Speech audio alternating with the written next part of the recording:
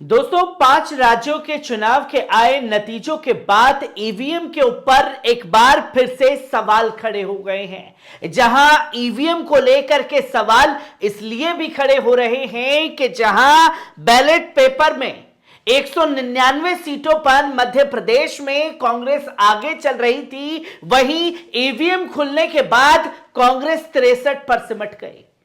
यही राजस्थान में जहां 124 सीटों पर कांग्रेस आगे चल रही थी, नतीजे क्या सामने हैं वो भी लोगों के सामने हैं।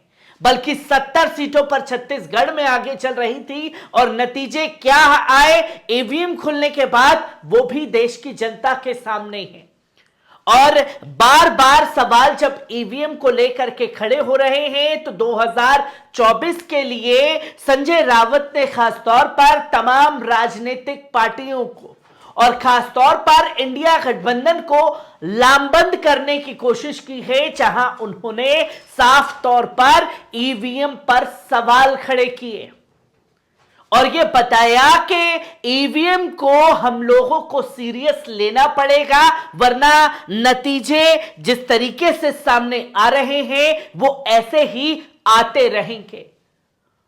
और सामना में खासतौर पर कांग्रेस को भी चेताया, ईवीएम पर सवाल भी खड़े किए और ईवीएम पर सवाल खड़े करने के बाद देश के प्रधानमंत्री श्री नरेंद्र मोदी जी को लेकर के तीखी टिप्पणी भी कर डाली और बता डाला कि ईवीएम के दम पर ही पूरे देश में यह तानाशाही चल रही है। जहां ईवीएम को लेकर के सवाल खड़े किए, पूरे देश को लामबंद करने की कोशिश संजय रावत द्वारा की जा रही है, तो इस कदम को देख करके भाजपा में खलबली मच गई। और जब भाजपा में खलबली मच गई तो खासतौर पर संजय रावत के ऊपर जो है एफआईआर भी दर्ज कर दी गई और यह बताने की कोशिश की गई भारतीय जनता पार्टी जो तानाशाही पर उतारू है कि आपकी हिम्मत कैसे हुई, ईवीएम पर आपने सवाल खड़े कर दिए। आपकी हिम्मत कैसे हुई कि आप देश के प्रधानमंत्री के बारे में कुछ यहां सवाल कर सके। आपकी हैसियत नहीं है कि आप ईवीएम पर सवाल उठाएं और आप जो है देश के प्रधानमंत्री पर सवाल उठाएं। और इसी को लेकर के राजनीति जो है पूरी तरीके से गरमा गई है कि ईवीएम पर सवाल खड़े करने के चलते महज संजय रावत के ऊपर एफआईआर दर्ज हो जाती है। जहां आप देखें कि लोकसभा चुनाव को लेकर संजय रावत ने साफ तौर पर सवाल खड़े किए और कांग्रेस को भी चेताया है और बताया कि लोकसभा चुनाव को लेकर संजय रावत ने कांग्रेस को चेताया। बीजेपी की जीत के बाद ईवीएम पर उन्होंने सबसे पहले प्रतिक्रिया देते हुए सवाल उठाए कि ये जो नतीजे हैं ये फेयर नतीजे नहीं हैं। जहां तेलंगाना में वजूद ही नहीं था भारतीय जनता पार्टी का, जहां खुद गौसमहल सीट पर आवाम टी राजा सिंह के खिलाफ थी, वहां टी राजा सिंह 80,000 वोटों से जीत जाता है, बल्कि 7 सीटों में इजाफा हो जाता है और वो 7 की 7 सीटें गिरा दी जाती हैं। और इस तरीके से तेलंगाना में कांग्रेस की सरकार बनाई गई कि जब चाहे तोड़ मरोड़ करके अपनी सरकार भाजपा बना ले। ये जो खेल खेला जा रहा है 2024 के चुनाव से पहले संजय रावत ने लामबंद किया, कांग्रेस को चेताया और एफआईआर जो है संजय रावत के ऊपर कर दी गई। जहां उद्धव गुट को झटका देते हुए संजय रावत के खिलाफ एफआईआर दर्ज कर दी जाती है। सामना में पीएम मोदी को लेकर एक लेख का दावा किया गया था, जिसके चलते संजय रावत के ऊपर एफआईआर दर्ज कर दी गई।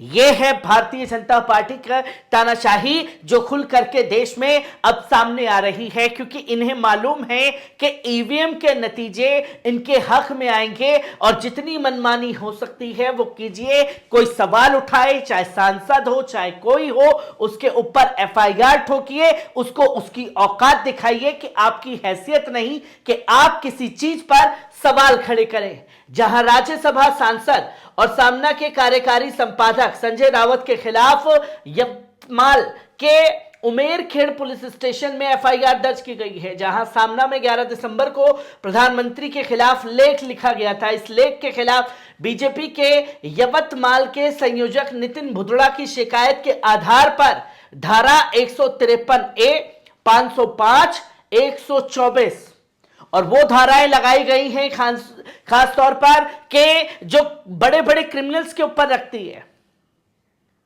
मर्डर के चार्जेस लगा दिए गए, साफ तौर पर भावना भड़काने का आरोप लगा दिया गया, एक पार्टी के खिलाफ सवाल खड़े कर दिए, ईवीएम के खिलाफ सवाल खड़े कर दिए।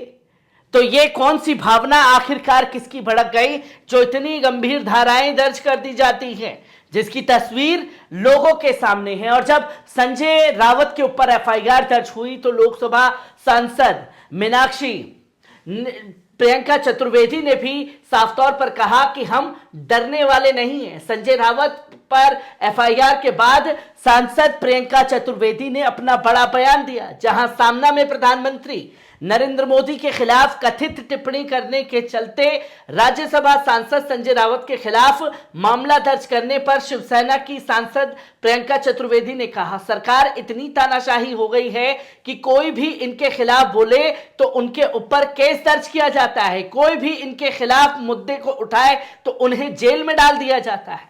ईडी, सीबीआई, आईटी को हथियार बनाया जा रहा है। विपक्ष को चुप कराने का काम लगातार जारी है। सामना हमेशा से प्रकृति से बोलता आया है। सामना का संपादकीय जनता को आईना दिखाने वाला है, सरकारों को आईना दिखाने वाला है। वे काम हम करते आए हैं और करते रहेंगे। ऐसी शिकायतों से हम डरने वाले नहीं हैं।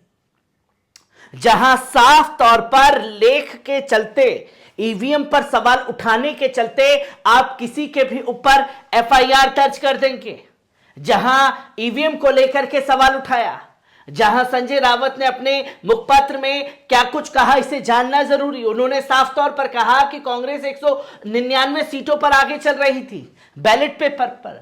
ईवीएम से गिनती शुरू होने के साथ परिस्थिति कैसे बदल गई, ये सवाल आखिरकार संजय रावत ने खड़े कर दिए। तो कौन सा गुनाह किया जिसके चलते उनके खिलाफ एफआईआर दर्ज हो गई। मध्य प्रदेश, छत्तीसगढ़, राजस्थान विधानसभा चुनाव और कांग्रेस तेलंगाना में विजय रही, पर यह भी इसके पीछे खेल खासतौर पर सामना में छापा गया, जहां 2024 के चुनाव को लेकर कांग्रेस को चेताया संजय रावत ने। कांग्रेस की मध्य इकाई अध्यक्ष कमलनाथ का संदर्भ देते हुए रावत ने कहा कि अगर गांधी परिवार के पास के लोग मोदी तथा शाह के अनुकूल राजनीति करेंगे तो 2024 में और खतरा होगा। कमलनाथ ने मध्य प्रदेश में विधानसभा चुनावों के दौरान कांग्रेस के चुनाव प्रचार अभियान का नेतृत्व किया था और साफ तौर पर चेताया कि जो भी अपनी तानाशाही से तमाम चीजों को चलाना चाहता है, चाहे वो दिग्विजय सिंह हो, कमलनाथ हो, चाहे वो दिगर कोई भी पुराने राजनेता हो, उन लोगों को आपको दिखाना पड़ेगा आईना। ईवीएम को लेकर के सवाल खड़े किए। उन्होंने कहा कि मोदी का जादू 3 राज्यों में काम आया, लेकिन ये तेलंगाना में नहीं चला। राज्यसभा सदस्य रावत ने कहा कि यह भ्रम है कि कांग्रेस मोदी को हरा नहीं सकती। उन्होंने 2018 के विधानसभा चुनाव का संदर्भ देते हुए कहा कि कांग्रेस में पूर्व में मध्य प्रदेश, राजस्थान और छत्तीसगढ़ में बीजेपी को हराया है। रावत ने कहा कि राजस्थान और मध्य प्रदेश के मुख्यमंत्री अशोक गहलोत, भूपेश बघेल ने मुकाबला किया, लेकिन इसके बावजूद दोनों राज्यों में कांग्रेस हार गई। कैसे? ये सवाल खड़े करने के चलते एफआईआर दर्ज, और इसमें मोदी जी के खिलाफ ऐसी कौन सी तीखी टिप्पणी हो गई जिसके चलते ये कदम भारतीय जनता पार्टी को उठाना पड़ा और ये बताना पड़ा कि आपको ईवीएम को छोड़ करके सब पर सवाल कीजिए। अगर ईवीएम को लेकर के सवाल खड़े करेंगे तो आपके ऊपर एफआईआर दर्ज कर दी जाएगी।